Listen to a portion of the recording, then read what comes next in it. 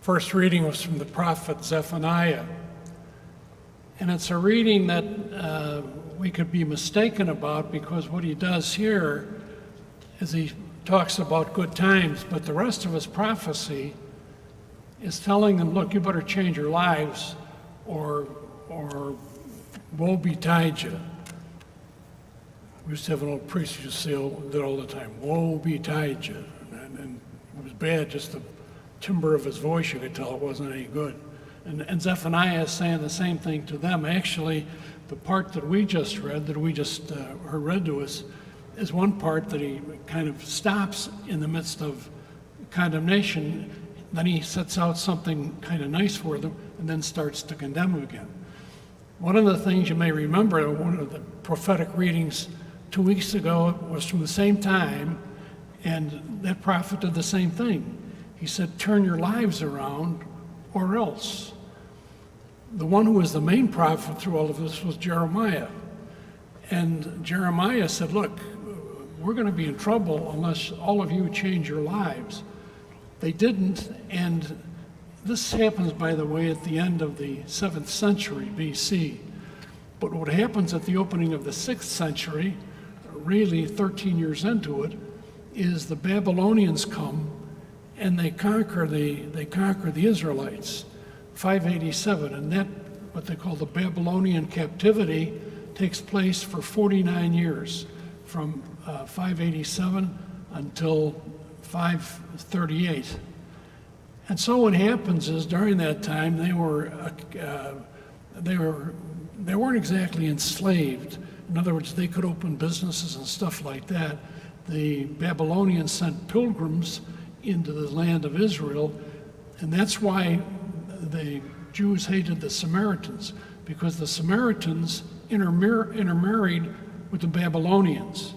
The Judeans, the Galileans, did not. And so an observant Jew, he would hate the Samaritans, because he would figure that what they are was they were heretics because of what they had done, namely marrying a foreigner. You may remember, if any of you have seen the movie Fiddler on the Roof, one of the daughters, Tevye has 5 daughters, and one of them wants to marry a Gentile, and so Tevye and his wife have to disown her because she was marrying a non-Jew, and that was forbidden.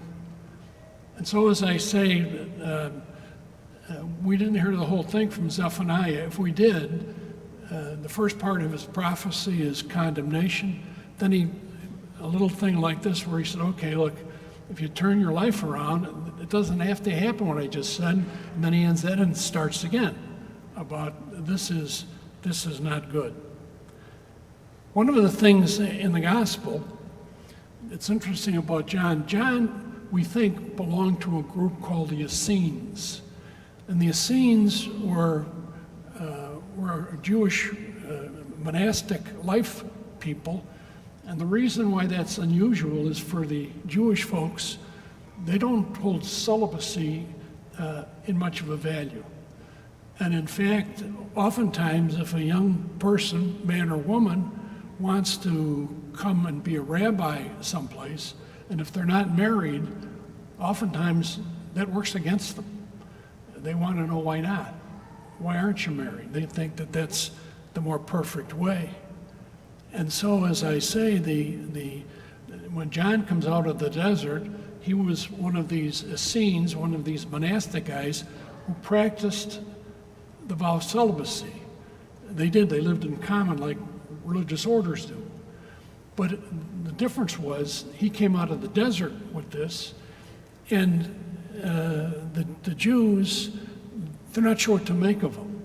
He's very different. He eats wild grasshoppers, which is no delicacy. Wild grasshoppers are what it sounds like, wild grasshoppers. And he was dressed in a camel's hair coat. That doesn't mean the color, or it doesn't mean it's stylish. It means a camel who died, and they cut his skin off and they would wear it. Now you can imagine they might know John the Baptist is coming because they can smell him. Could be. they weren't real concerned about that. But the point is that he comes out of the desert. He comes out as this person who is on a very strict fast diet, and also who wears clothes that most people wouldn't. And so what they think is, because he's so different, what they think that he's the Messiah. And many began to follow him as the Messiah. And what John says today is that I'm not the Messiah. He said, the Messiah may be in our midst, but it isn't me. He tells the people, he tells them to share their food and their clothing. He tells the tax collectors, he says, be fair what you take. A tax collector, they worked for the Romans, so that was strike one to begin with. But what happened was, if the Romans said at the 11 o'clock Mass, I want you to collect a tax of $10. They didn't have dollars, the denarii. And so I tell you, the tax is 25. Well, the people knew that the Romans got 10 and I got 15. They knew that. And they knew it, and because of that, a tax collector could not even go into the temple. They weren't allowed to, because they knew that they were swindling their own people. And so what happened is, when John the Baptist comes on the scene, he tells them not to do that. Don't swindle them. These are poor people. You're sucking the life out of your own people. And you almost say, what's the matter with you? Tax collectors were not liked. As a matter of fact, they're hated. They can't enter the temple. To the soldiers, these probably weren't Romans, but there was a band of Jews who soldiered for the Romans. Well, you can imagine what they thought about them. They did not like them. And so what John tells them, he says, don't be violent. Don't falsely accuse anybody. And he says, as a matter of fact, act with charity and justice. And so what happens is, then John describes what the Messiah is going to be. He's going to say, this guy is so humble that I'm not worthy to untie his sandal straps. Even a slave did not have to do that. A slave did not have to take the sandal off his master. What happens in those homes, there was a footbath because they wore sandals without socks. And so what they would do is, somebody asks us if we go to their house for dinner, do you want to wash your hands? Well, what a Jewish host would do, or anybody for that matter, is they would have a footbath where the person who has walked all through this sandy, arid place, where they could take their sandals off and wash their feet. The slave didn't have to do that. He wasn't reduced, or she was not reduced to having done that. And so what John the Baptist says is, the Messiah will do that. He'll take people's sandals off and wash their feet. He says the Messiah is going to be different than anybody we have expected in the past. He says he calls the people also. He said, we're inhabited by a force that we don't like and enslaves us. Don't worship their idols. Don't fall for that. For example, the Jews could not use Roman money because of the emperor's face was on it, and the Romans considered the emperor a god. A Jew could not, for example, when they went in to offer sacrifice, they had to change their money. And if they had any denarii, they had to change those over into Jewish money, because you couldn't have Roman money, because the face of the emperor, who they considered a god, was on there. What happened, you may remember, when they asked Jesus about what do we do about paying the taxes, and he said, let me see a coin. And one of one of the Jewish priests had one. He wasn't supposed to have one of those because to carry it was considered idol worship because the emperor's face was on it, and he considered himself to be a god.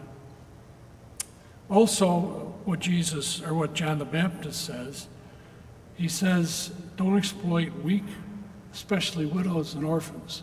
A widow in Jewish had no rights. Women had no rights. And so what happened was, if a man died, all of his possessions went to his family. Now, if they wanted to help the widow, they could, but they didn't have to. And the same thing with any of his children. Children had no rights. And so if a man died, oftentimes the widow had to turn to prostitution if the family didn't like her. And if they said, we're not giving her anything, they could get away with that because it all reverted to the men of her former husband's family. What Jesus tells them, he says, remove from your life remove from your life all that is self-centered and turn outward into the gift of self. When John the Baptist comes out of the desert, he presents the Messiah as somebody who is tough. He will be very demanding, and as I said, tough. He also, the Messiah, will be a person of strict justice and strict peace, not easy. And also, he says, he's a proponent, John says, of an eye for an eye and a tooth for a tooth. That's the one John presents. His willowing fan, that's one of these jobs. His willowing fan is in his hand, and what is willowed, meaning the people who aren't living up to their vows, they're thrown in the furnace to burn. There's only one problem with that. Jesus wasn't like that at all. In fact, Jesus was kind, gentle, and forgiving. He was somebody who pitied people and their problems and did something to relieve them. He was loving and merciful. And he wasn't somebody who anybody had to be afraid of, ever.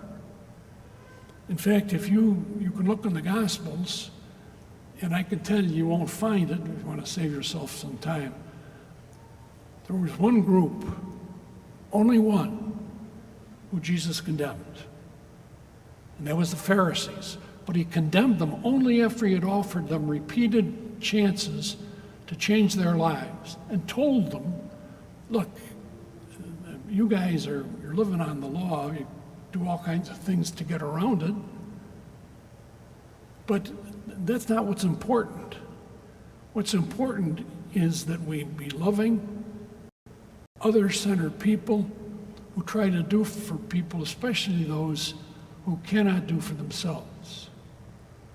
That's what Jesus was. And so one of the things that happens is when John the Baptist is in prison was telling Herod he was in an adulterous relationship with his wife, what John the Baptist did was he sent John the Baptist sent a follower of his to say to Jesus, are you the one who is to come, or should we look for somebody else? And the reason for that was Jesus did not match what John had said the Messiah would be like. He wasn't like that at all. And so what it does is to John in prison awaiting execution, it shakes his faith. And what Jesus tells the fellow whom John sent, he said, go back and tell John what you see. He said, the blind see, the deaf hear, the crippled walk, those who have illnesses of the mind are cured. And what he's telling this messenger from John is what I do, some of what you thought was going to happen won't. You're just wrong. But what he also told them, he said, but I fulfill all the Isaiah prophecies, just not in the way you think. But Isaiah said, when the prophet comes, he will cure those who are deaf, he will heal those who are blind, he will raise those who are dead, and on and on and on. And he says, tell John, he's seen me do all of this. It's just that I'm not as Jesus told Pilate.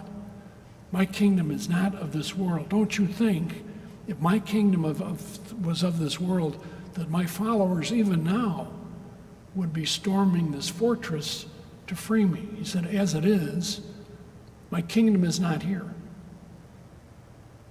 Later on, when Paul writes his letter to the Philippians, he gives them some moral directives.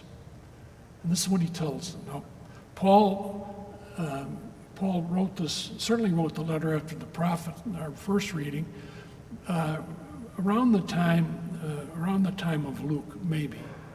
But he said this, Paul says this to the Philippians. He says, be kind to people. Don't be afraid. You have nothing to be afraid of. Be prayerful, and don't be hesitant in asking for what you need or others need. Be thankful to God for all you've been given. We might say as Americans, not just on Thanksgiving Day. It'd be nice if we did it every day. Thank God for all the blessings, which are so many.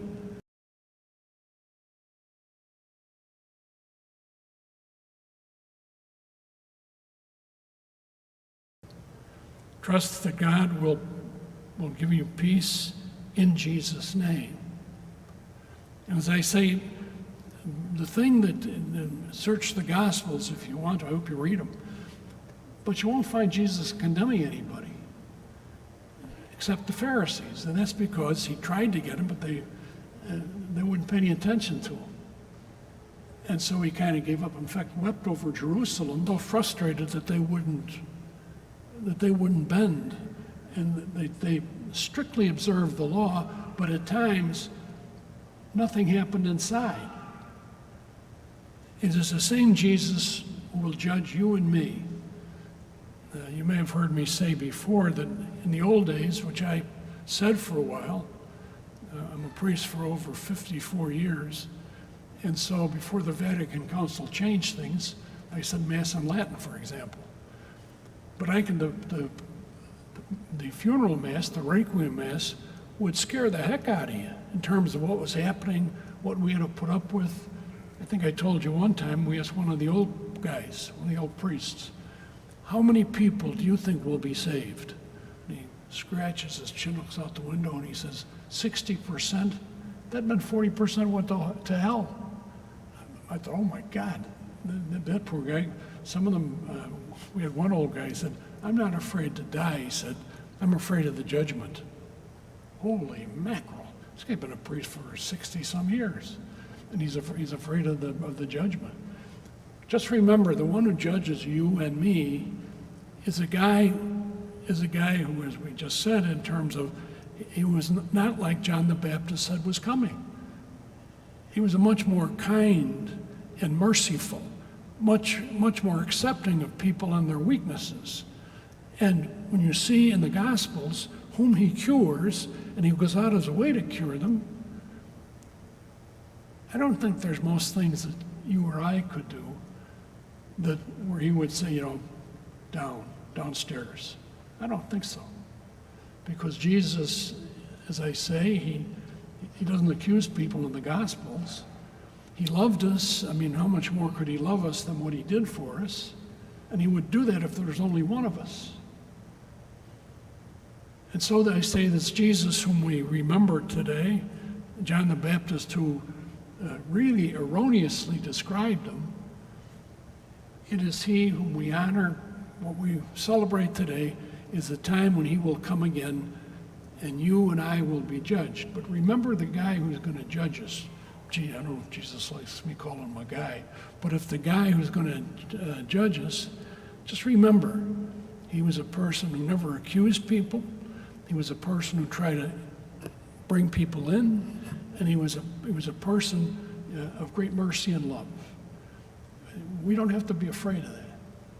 And as we go on, let's maybe offer this Mass for the time when you and I are close to death, and that we remember that the Jesus who judges us, he's a friend, as he said himself. He's a brother, as we believe by baptism. And he's just someone who, when his teaching is outlined, just as somebody we don't have to be afraid of. Amen.